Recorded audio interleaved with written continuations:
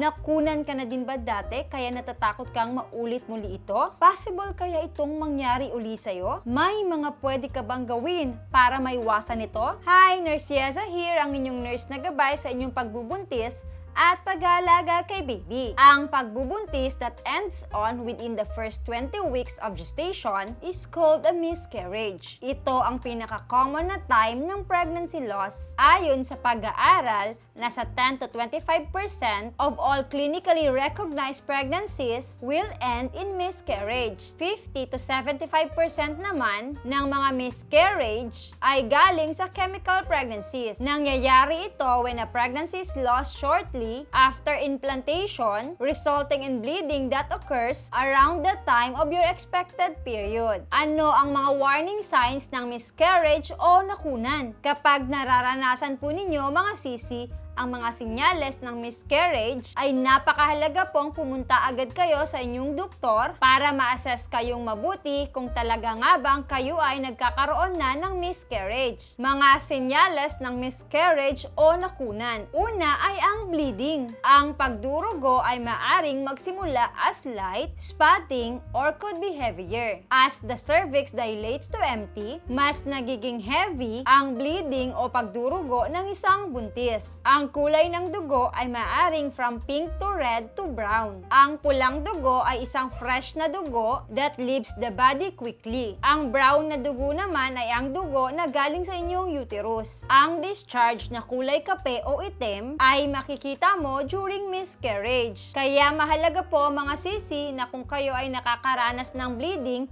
ay ma-check up agad ito ng inyong doktor. Pangalawang sinyales ay ang mild to severe back pain. Pangatlo ay ang weight loss o pagbaba ng timbang ng isang buntis. Pang-apat ay ang white-pink mucus that comes from the vagina. Pang-lima ay ang true contraction o patuloy na paninigas ng tiyan na masakit. Pang-anim na sinyales ay ang buo-buong dugo na lumabas sa inyong puwerta. Kailan nga ba usually nangyayari ang miscarriage o makunan? Ang mga miscarriage ay mostly nangyayari during the first 13 weeks of pregnancy o ang first trimester ng pagbubuntis. Kaya napakahalaga po para sa isang buntis na nasa kanilang first trimester ang matinding pag-iingat.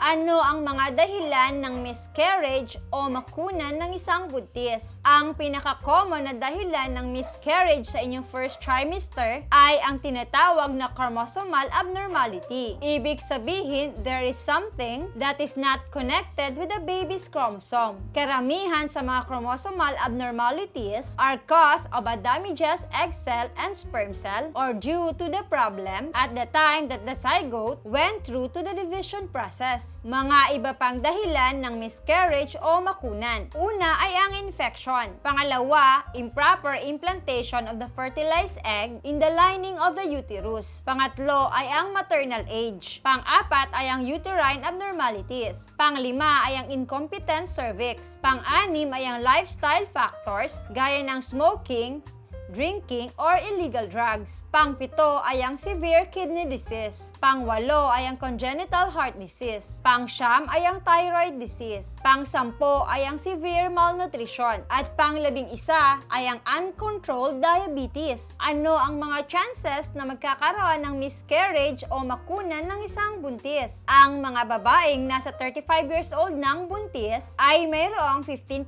chance na magka-miscarriage. Ang mga babae naman over 45 years old ng buntis ay mayroong 50% chance na magka-miscarriage. Ang mga babae namang nakunan na dati ay may 25% chance na makunan uli. Kaya kapag kayo ay nakunan na dati mga sisi, ay napakahalaga po talagang kayo ay magpaalaga sa inyong doktor. Ano ang mga pwedeng gawin para mapababa ang chance na makunan? Una ay exercise regularly kung hindi naman ito ipinagbabawal ng inyong doktor. Pangalawa, eat healthy foods and limit or avoid processed foods. Pangatlo, avoid or limit stress. Pang-apat, maintain a pregnancy weight. Panglima, take your folic acid and other prenatal vitamins. Pang-anim, avoid smoking. Pang-pito, keep your abdomen safe. Pang-walo, avoid self-medication. Pang-siyam, avoid activities with high risk of injury. At pang-sampo, don't drink alcohol. Paalala lang po para sa ating sisi na buntis na nasa kanilang first trimester pa lamang, kapag naramdaman ninyo ang mga senyales ng miscarriage na nabanggit natin kanina, ay napakahalaga pong pumunta agad kayo sa inyong mga doktor para masigurado pong safe si baby. Mas mabuti na po ang makasigurado kesa magsisi sa huli. Reminder lang din po sa ating mga sising buntis na kailangan nyo din pong alagaan ang inyong sarili ngayong kayo ay buntis. Dahil usually, a healthy mother is more likely to have a healthy baby. And taking good care of your body is a good way to give birth to a healthy baby. Again, ako po si Nurse Yeza, ang inyong nurse na gabay sa inyong pagbubuntis at pag-aalaga kay baby. Naway magkaroon po kayo ng isang healthy at safe na pagbubuntis. God bless!